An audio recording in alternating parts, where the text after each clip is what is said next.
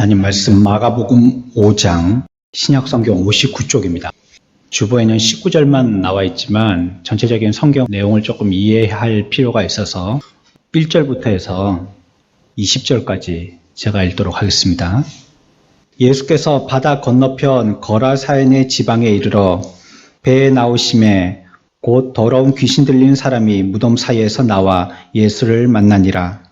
그 사람은 무덤 사이에 거처하는데 이제는 아무도 그를 쇠사슬로도 맬 수 없게 되었으니 이는 여러 번 고랑과 쇠사슬에 매었어도 쇠사슬을 끊고 고랑을 깨뜨렸음이러라. 그리하여 아무도 그를 제어할 힘이 없는지라. 밤낮 무덤 사이에서나 산에서나 늘 소리 지르며 돌로 자기의 몸을 해치고 있었더라. 그가 멀리서 예수를 보고 달려와 절하며 큰 소리로 부르짖어 이르되 지극히 높으신 하나님의 아들 예수여, 나와 당신이 무슨 상관이 있나이까? 원하건대 하나님 앞에 맹세하고 나를 괴롭히지 마옵소서 하니, 이는 예수께서 이미 그에게 이르시기를 더러운 귀신아 그 사람에게서 나오라 하셨음이라. 이에 물으시되 내 이름이 무엇이냐? 이르되 내 이름은 군대니 우리가 많음이니이다 하고 자기를 그 지방에서 내보내지 마시기를 간구하더니 마침 거기 돼지의 큰 떼가 산 곁에서 먹고 있는지라.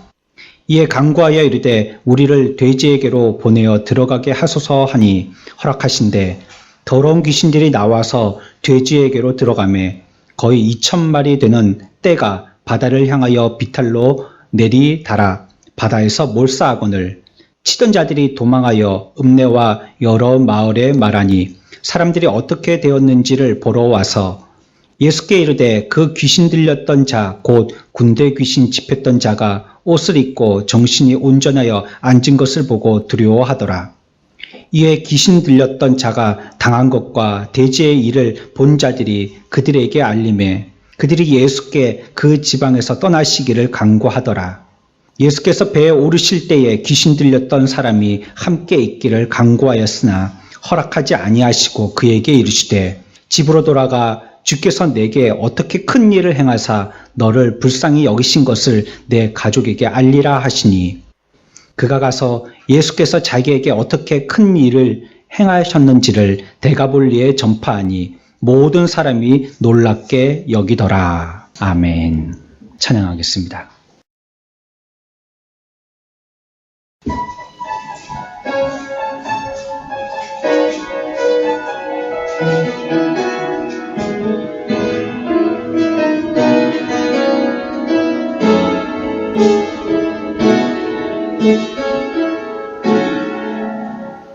날 위해 십자가에서 꿰뚫으신 사랑 오늘도 그 사랑 안에 나 거합니다. 주님의 생명 내 안에 있고 주님의 사랑 날 강권하니 나 오늘도 주께 내 삶을 깨뜨립니다.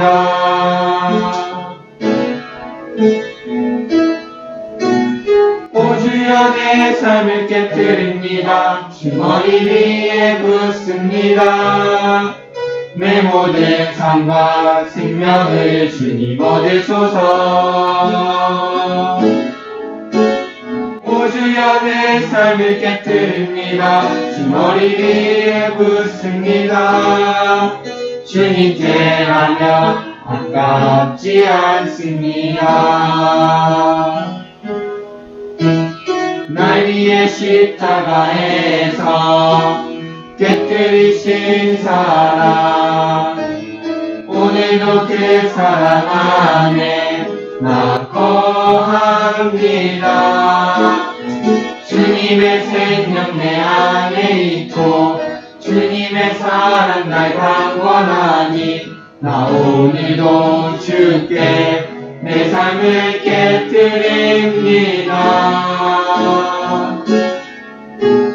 날 위해 십자가에서 깨뜨리신 사랑 오늘도 그 사랑 안에 나 거합니다. 주님의 생명 내 안에 있고 주님의 사랑 날 강건하니 나 오늘도 주께 내 삶을 깨뜨립니다. 오 주여 내 삶을 깨뜨립니다. 주 머리 위에 붓습니다. 내 모든 삶과 생명을 주님 얻으소서. 오 주여 내 삶을 깨뜨립니다. 주 머리 위에 붓습니다. 주님께라면 아깝지 않습니다. 내 눈을 열어주소서. 주의 참된같이 보도록 내 앞에 계신 주님과 피할 것은 없습니다. 내 손에 남은 것 없이 아낌없이 하늘입니다. 주님 한 분만을 위하여 한 방울도 남김없이 오 주여 내 삶을 깨뜨립니다. 주 머리 위에 붓습니다. 내 모든 삶과 생명을 주님 얻으소서. 오 주여 내 삶을 깨뜨립니다. 주 머리 위에 붓습니다. 주님께라면 아깝지 않습니다. 내 눈을 열어주소서. 주의 참된같이 보도록 내 앞에 계신 주님과 피할 것은 없습니다. 내 손에 남은 것 없이 아낌없이 가득입니다. 주님 한 분만을 위하여 한 방울도 남김없이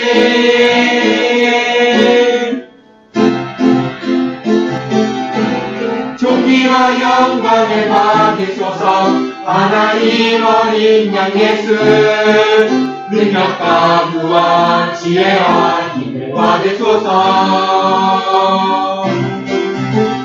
존귀와 영광을 받으소서. 하나님 어린 양 예수 나라와 권세 영광 모두 주님께. 존귀와 영광을 받으소서. 하나님 어린 양 예수 능력과 부와 지혜와 힘을 받으소서. 존귀와 영광을 받으소서. 하나님 어린 양 예수 나라와 권세 영광 모두 주님께.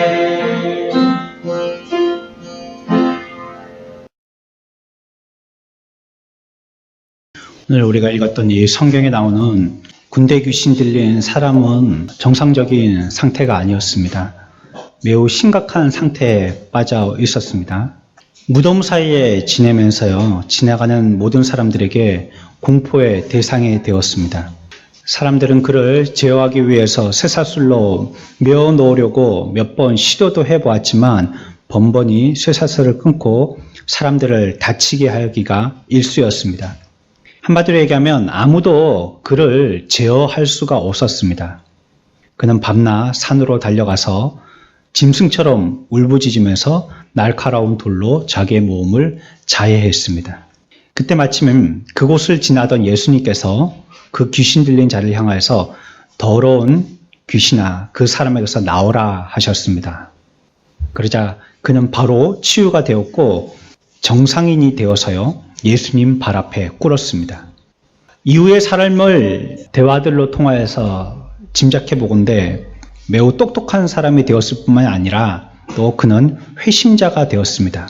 그리고 그는 주님과 함께 있기를 간구하였습니다.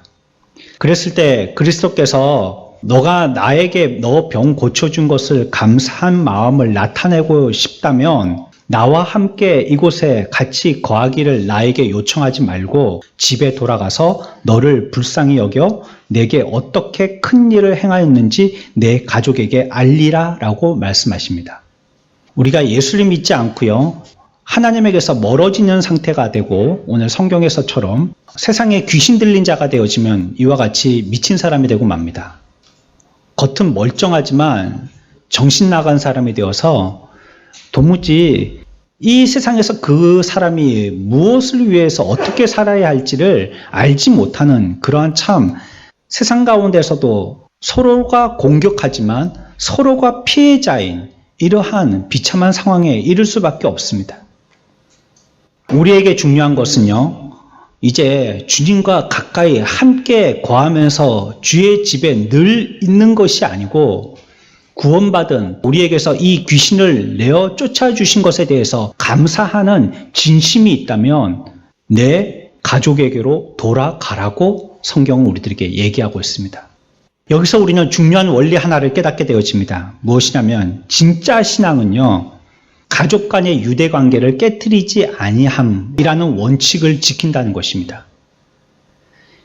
정말로 바른 신앙이라면 가족 관계에 금을 내지 않습니다. 가족들로부터 분리시키지도 가족들 가운데 소외시키지도 않습니다. 반면에 사이비는 그 반대의 일을 합니다. 우리가 잘 알고 있듯이 이번에 매스컴을 통하여서 신천지 사이비가 세상에 많이 투명하게 드러나게 됐죠. 신천지에서는요, 가족로부터 가출을 지시합니다. 신천지에 출석하고 있는 것을 들켜서 가족들이 신천지 교회에 출석하지 못하도록 막으면 경찰에 부모를 신고해서 신변보호 신청을 하라고 가르칩니다. 집에서 나오고 부모를 원수 삼도록 가르치는 것이 사이비들입니다. 하지만 진짜 기독교는 그렇지 않습니다. 우리 자신이 진짜 크리스찬이라고 생각하고 우리의 삶을 그렇게 되기를 소원한다면 우리들은 오늘 예수님 말씀에 귀 기울여야 합니다. 우리가 거해야 할 곳은 바로 우리의 가정, 우리의 집인 것입니다. 이렇게 세상적인 사고를 가지고 훈련하는 것은 하나님의 훈련법이 아닙니다. 우리는 그리스도께서 원하시는 그리스도의 훈련법을 따라야 하는 것입니다. 우리들은 혼자 지낼 수 있습니다. 아무도 방해받지 않는 곳에서 자기의 도를 깨닫기 위해서 수년을 노력하고 거기에서 애써 볼 수 있습니다. 하지만 성경은 우리가 혼자 지내는 것을 원치 아니하세요. 혼자 지낼 산을 찾는다든지 시냇물 소리와 새소리로 진리를 깨달으려고 하는 사람이 있다면 오늘 말씀에 귀 기울여야 합니다. 우리들은 하나님을 시냇물에게 가르칠 수 없고요. 나아가서 새들에게 가르칠 수 없습니다. 그들은 우리의 말을 듣고 회심하거나 하나님을 찬양할 수도 없습니다. 우리의 해야 할 일들은 무엇이냐? 집으로 돌아가서 가족과 친구와 관계를 회복하고 감사하는 것이 그리스도인의 방법인 것입니다. 참 그리스도인이 그리스도인 되는 방법인 거예요. 19절에 집으로 돌아가 주께서 내게 어떻게 큰 일을 행하사 너를 불쌍히 여기신 것을 내 가족에게 알리라 하였습니다. 우리가 정말로 그리스도인이 되어서 건강한 마음을 갖고 있다는 증거, 참 크리스찬으로서 건강한 심령을 갖고 있다는 증거는 무엇이냐면 마음의 평화와 가정의 기쁨이 있는 것입니다. 내가 정말 잘 믿는 예수쟁이라고 생각을 하는데 내 스스로는 그리스도인이라고 생각하는데 가정이 불화하거나 내 마음에 화평이 없다면 지금 무엇인가 회개할 거리가 분명히 있는 것입니다. 자기가 있어야 할 곳을 바로 찾지 못하고 내가 있고 싶은 곳에 있을 가능성이 많은 사람입니다. 진짜 믿음이라는 것은요, 하나님이 만드신 창조의 질서의 자연적인 섭리와 많이 부딪히지 않습니다. 세상 법을 보시면요, 하나님의 성경에서 말씀하는 법과 크게 차이를 두지 않습니다. 살인자에 대하여서, 절도한 자에 대하여서, 남의 이웃에 대해서, 악심을 뿜은 자들에 대해서, 아니면 간음하는 자들에 대하여서 얘기하고 있는 것, 그것이 성경에서 얘기하는 가르침이나 사회법에서 얘기하는 것이나 크게 차이가 없습니다. 경건한 믿음인이 혼자만의 고독한 삶에서 이루어진다라고 생각하는 것은 착각입니다. 그렇지 않습니다. 기독교의 경건은 산속에서의 경건이 아니라 삶 속에서의 경건입니다. 우리가 한 번씩 기도원에 갈 때가 있습니다. 하지만 기도원병에 걸린 사람들은요, 집에 있으면 불안합니다. 죄 짓는 것 같은 느낌이 듭니다. 그런데 기도원에 가면요, 마음이 편하고 스스로 정화되는 듯한 느낌을 가지게 됩니다. 기도원을 출근하듯이 드나듭니다. 기도원에서 새소리와 바람소리를 들으면서 오랫동안 집중적으로 기도할 수 있는 유익이 있습니다. 하지만 그곳에서 전하여지는 말씀을 청량음료로 삼아서는 안 되는 것이에요. 하나님의 뜻을 찾으려고 가기보다는 자기의 마음에 소원풀이 하려고 가는 경우가 대부분입니다. 막연한 위안제를 마시려고 하듯이 자기에게 맡겨진 사명의 장소를 도피하듯이 산속으로 피하는 것은 올바르지 않은 것입니다. 내게 꼭 필요한 말씀을 주신다면 하나님은 내 교회 예배 시간을 통해서 분명하게 말씀해 주실 것입니다. 내게 알려주셔야 할 하나님의 뜻이 있다면 분명히 내 교회 기도의 시간에 분명하게 말씀하여 주실 것입니다. 기독교는요, 남편을 이전보다 더 좋은 남편으로 만들고 아내를 더 좋은 아내로 만듭니다. 가족을 해체시키지 않는 것이 기독교예요. 하나님의 자녀로 의무가 있는데 그 의무를 던져버리게 하지 않습니다. 우리의 사랑을 약화시키는 것이 아니라 새로운 사랑의 이유를 우리들에게 제공해 줍니다. 사랑의 더 필요함을 말씀하여 주시는 거예요. 그 사랑에다가 또 한 사랑을 말씀하여서 왜 그와 같이 사랑해야 되는지 본심을 찾게 하여 주시는 거예요. 전에는 그냥 가족의 혈연적인 사랑이었지만요, 이제는 예수 안에서 가족을 동력자로 생각하고 함께 하나님의 백성된 은혜의 백성으로서 사랑하게 되는 것입니다. 가족 간의 관계를 깨뜨리는 것은 진정한 기독교가 아닙니다. 오히려 더 단단히 결속시키고 더 사랑하게 만드는 것이 진정한 기독교입니다. 그래서 오늘 말씀에서도 예수님께서 이르시되 집으로 돌아가라고 얘기하고 있습니다. 집에 가야 하는 것입니다. 우리의 안식과 쉼을 얻을 수 있는 것은 우리에게 허락하신 가정이지 딴 곳이 아닙니다. 그 다음에 뭐라고 말씀하십니까? 알리라라고 얘기하시죠. 여기서 말씀하시는 것은요, 알리라는 어떤 지식의 수준을 우리들에게 요청하시는 것이 아님을 기억해야 합니다. 개인적인 체험을 알려야 된다라고 말씀하시는 거예요. 내 개인이 나만 느낄 수 있는 체험, 나만 알 수 있는 그 체험을 알리라라고 얘기하는 것입니다. 우리도 집으로 달려가야 된다고 성경은 얘기하고 있습니다. 그러면 달려가자마자 우리의 자녀들, 우리의 부모에게 무엇을 얘기해야 되냐면 우리가 자칫 잘못되기 쉬운 것이 그분들에게 교리나 어려운 설교를 하려고 하더라는 것입니다. 우리는 그런 명령을 받지 않았습니다. 특별히 여러분들은 그런 명령을 받지 않았습니다. 공모임에서의 설교는 정규 신학을 공부한 사람이나 그에게 지도받아서 허락받은 사람만 할 수 있는 것입니다. 여러분들에게 설교하라고 얘기하지 않습니다. 집에 가서 내가 믿은 것을 말하지 말고 내가 느낀 것, 내 진심으로 내 자신이 알고 있는 것, 그걸 얘기하면 되는 것입니다. 높은 신학의 차원, 깊은 신학의 도리, 유사한 학교에서 나왔던 논점에 대한 해설, 이런 것들을 우리가 할 필요가 없는 것이에요. 이런 거는 목사나 신학 교수가 하는 것입니다. 우리는 우리가 느낀 것을 가지고, 우리가 체험했던 것을 가지고 우리의 가족들에게 달려가서 그것을 얘기하면 되는 것입니다. 여러분들도 한번 기억해 보십시오. 여러분들이 어릴 때 여러분들의 할아버지, 할머니나 부모님에게 들었던 얘기보다 재밌는 뉴스는 없었습니다. 요즘에는 스마트폰이 있어서 거기서 재밌는 얘기, 그림, 동영상 다 보여주지만 예전에는 그런 게 없었으니까요. 할아버지, 할머니께 옛날 얘기해 달라고 하지 않습니까? 그러면 할아버지, 할머니가 옛날 얘기를 하시는데 그 얘기 진작에 알고 있는 얘기예요. 그것을 각색을 해서요, 우리 시대에 맞춰서 교훈적으로 우리들에게 말씀해 주시는데 그게 들을 때마다 그렇게 재밌어요. 체험적인 이야기는요, 많은 사람들에게 흥미를 유발합니다.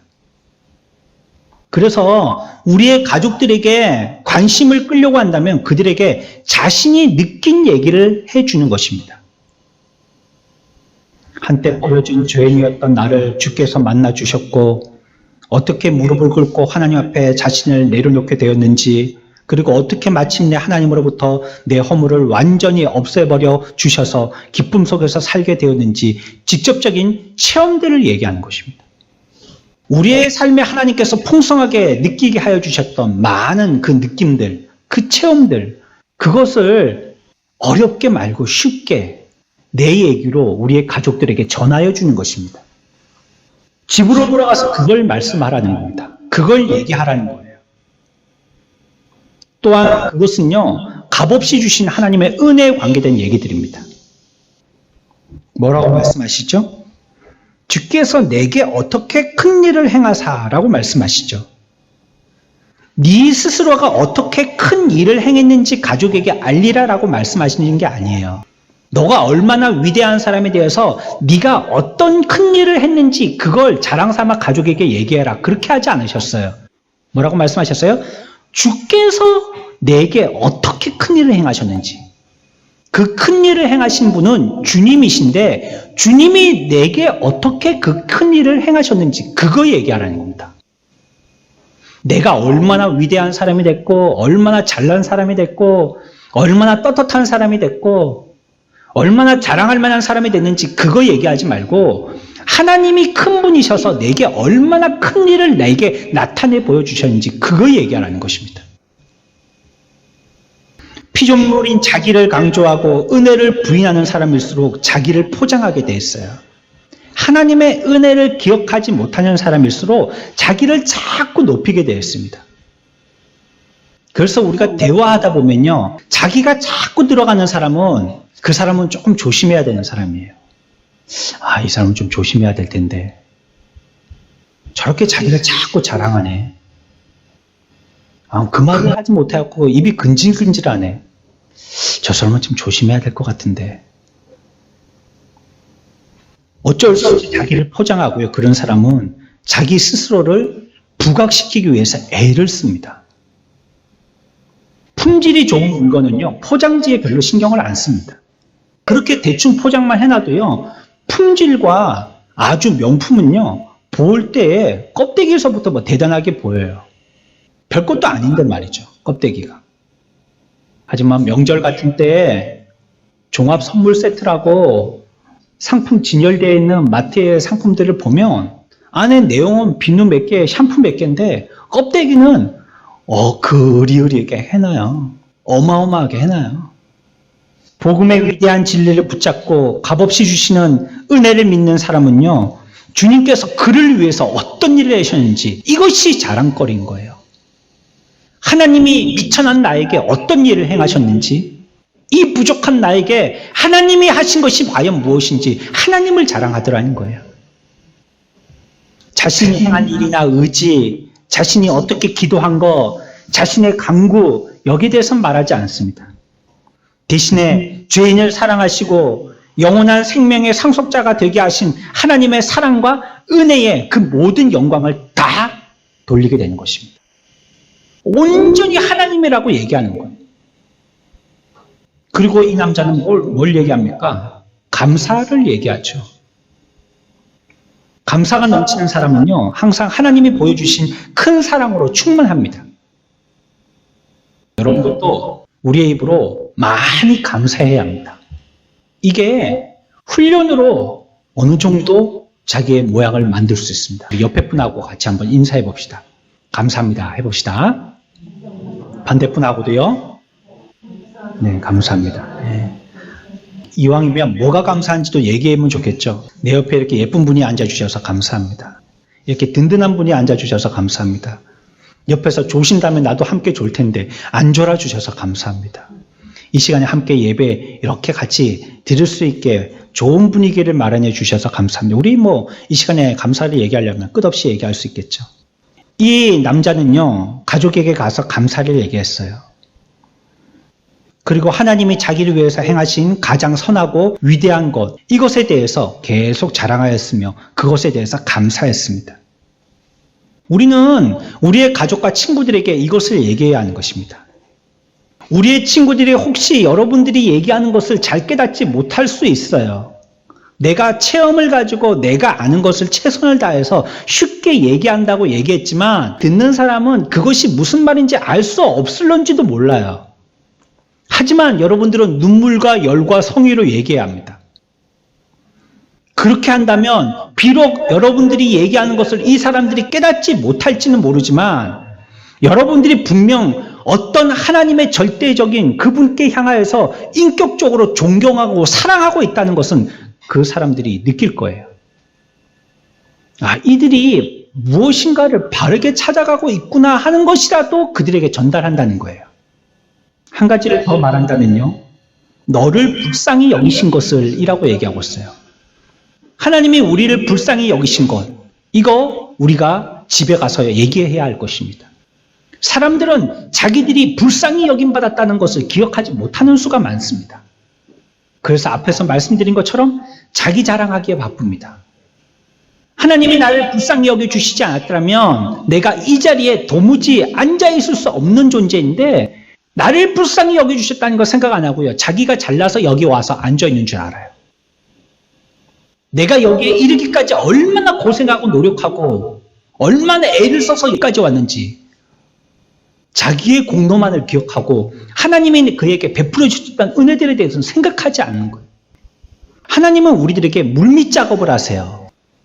소설로 치면 복선을 깔아주세요. 소설에서는 그것을 단초로 아주 클라이막스에서 그 문제로 그 복선을 딱 일으켜서 예전에 그 일이 이렇게 전개되었다라고 우리들에게 충격적으로 설명을 하죠. 재밌죠, 그러면 소설이. 하나님 또 우리들에게 그런 것을 다 알게 하여 주세요. 다 물밑 작업하세요. 그런데 우리는 그 미미한 일들에 대해서 깨닫지를 못하고요. 감사하지를 않는 거예요. 그때 뭐 내가 위생생활 했으니까 코로나 안 걸렸지 뭐. 내가 마스크 잘 쓰고 손 씻고 다니고 내가 운동하고 사람들 많은데 안 가고 내 나름대로 방역하고 그랬으니까 내가 뭐 코로나 안 걸렸지 뭐.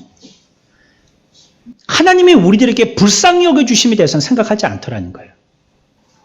우리나라의 확진자가 2만 명이 넘고 20만 명이 넘고 200만 명이 넘고 2천만 명이 넘는다면 걷잡을 수 없을 정도로 확산된다면 그 중에 그 한 사람이 내가 되지 말라는 법은 없는 것입니다.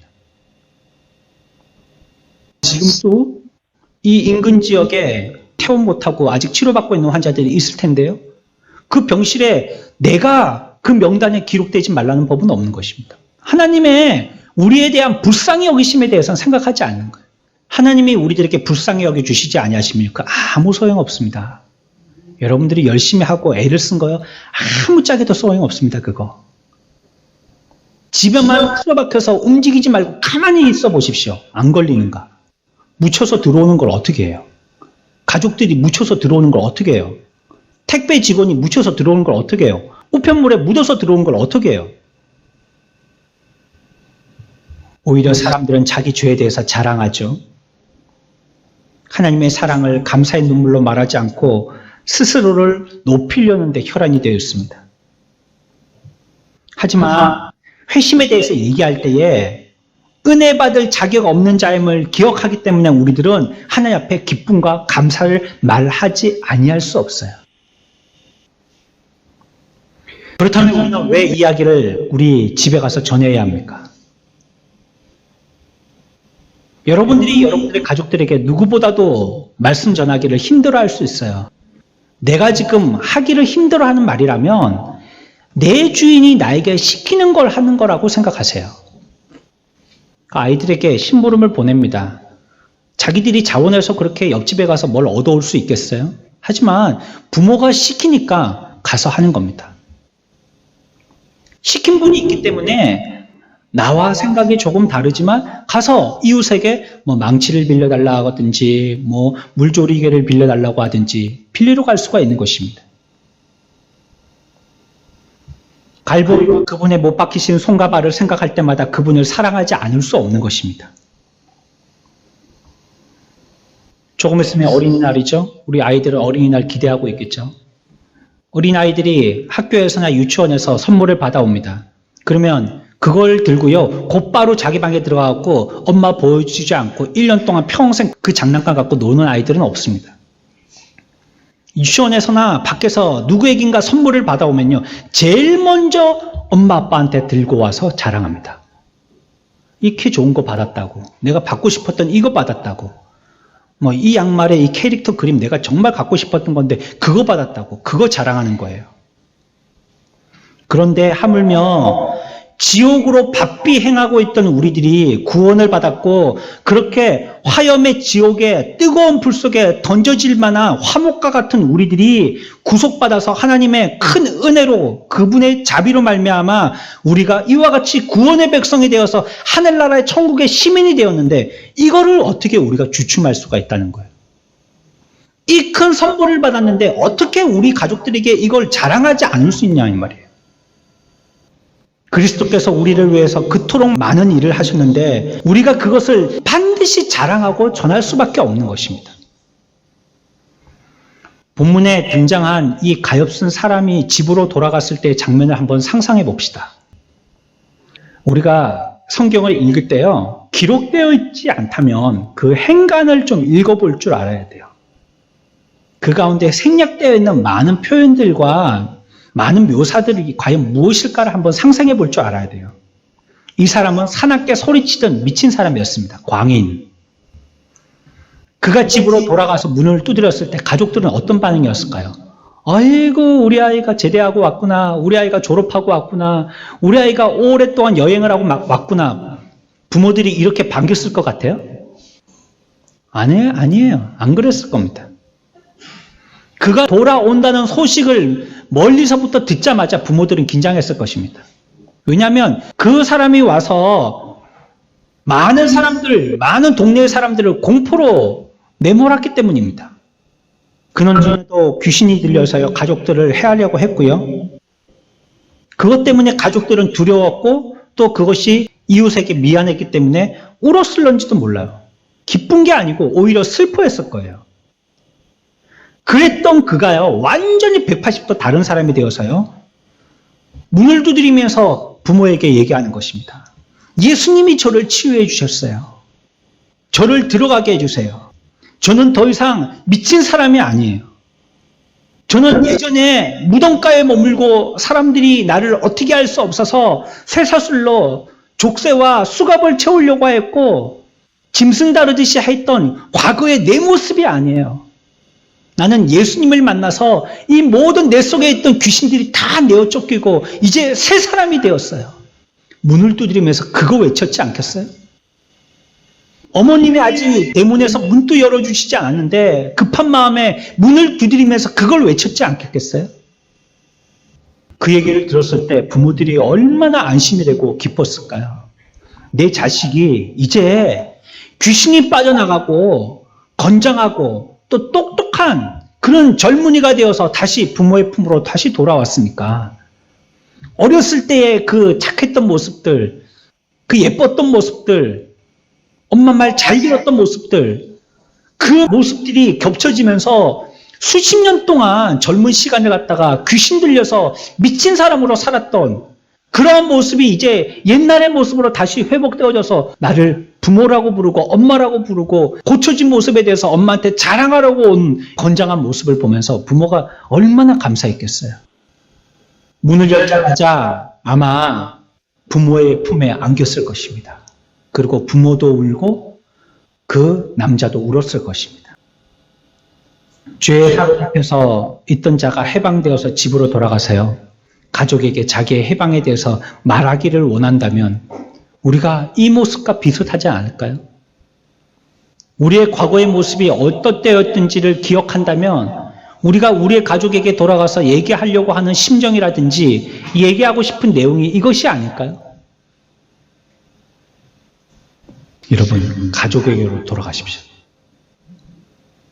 그들이 아무리 악하더라도요, 그들은 여러분들의 가족입니다. 하나님이 여러분들을 그 가족으로 함께 묶어두신 이유가 반드시 있습니다.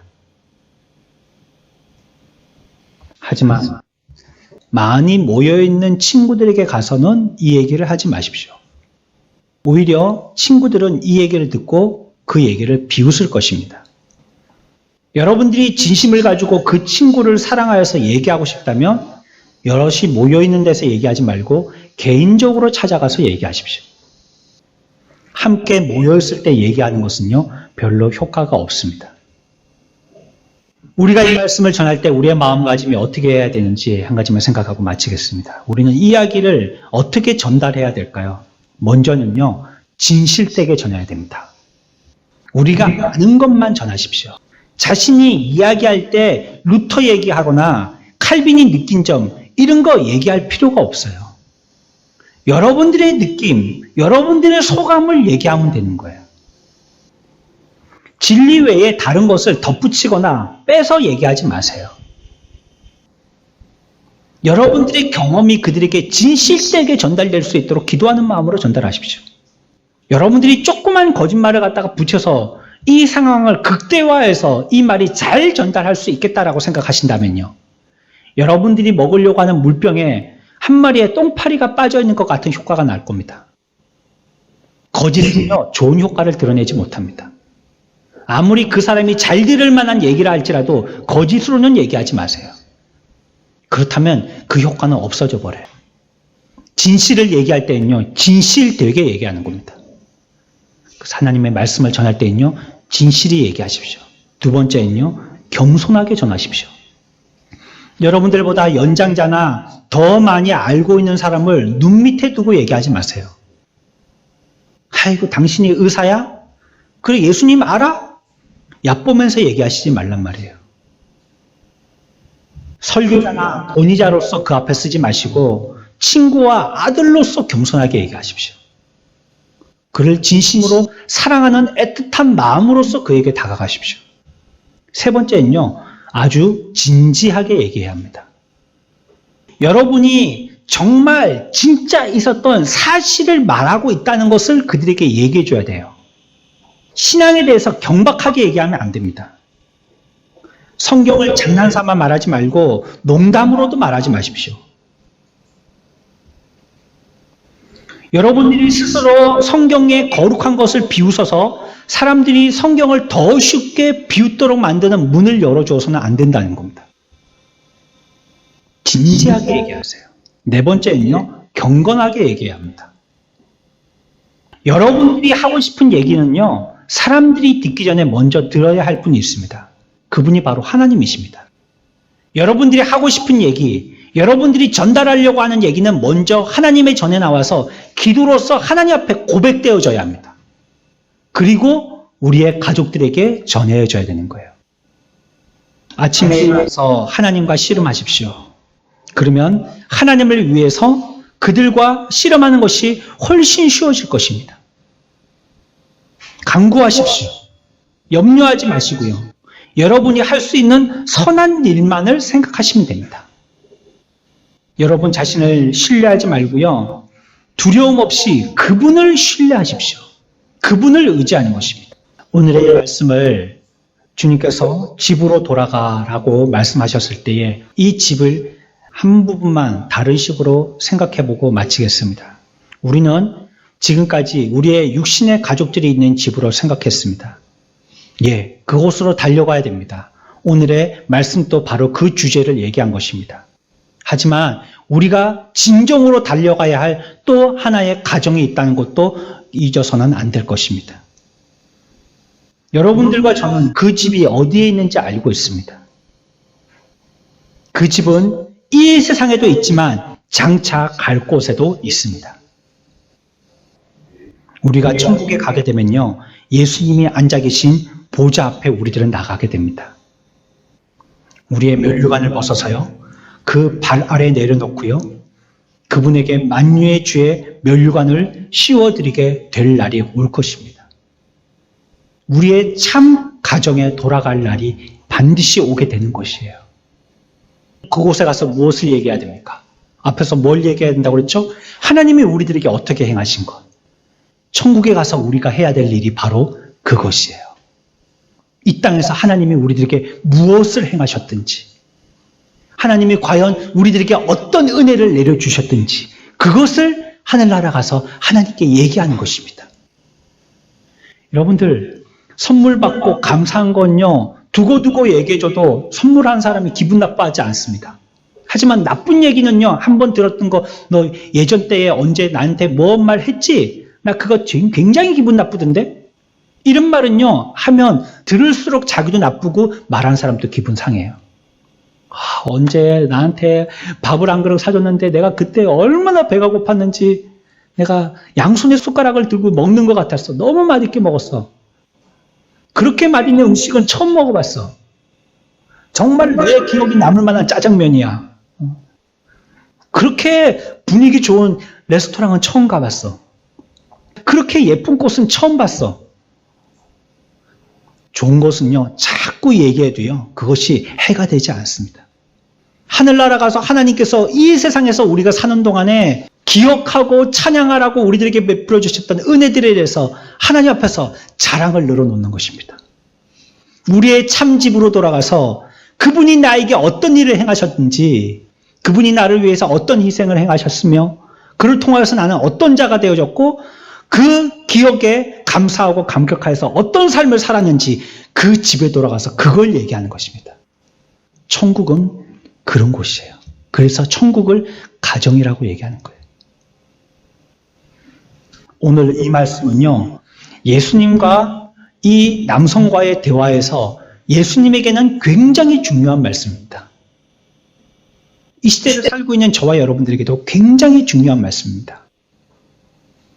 우리가 어떻게 해야 될 것인지, 어떻게 살아야 될 것인지, 무엇을 해야 될 것인지, 어떤 마음을 가져야 될 것인지, 오늘 성경은 우리들에게 고침받은 이 남자를 통해서 우리들에게 분명하게 얘기하고 있습니다.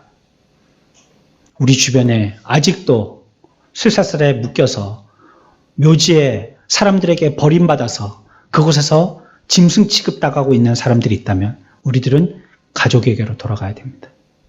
우리가 그와 같이 회복되게 되어진 큰 은혜를 기억하면서 가족에게로 돌아가야 되는 것입니다. 그리고 우리들에게 진실된 진짜 가게 되어질 그 가정을 기대하고 소망해야 되는 것입니다. 우리의 삶을 통해서 하나님께 영광 돌리는 저와 여러분들 다 되시기를 축원합니다.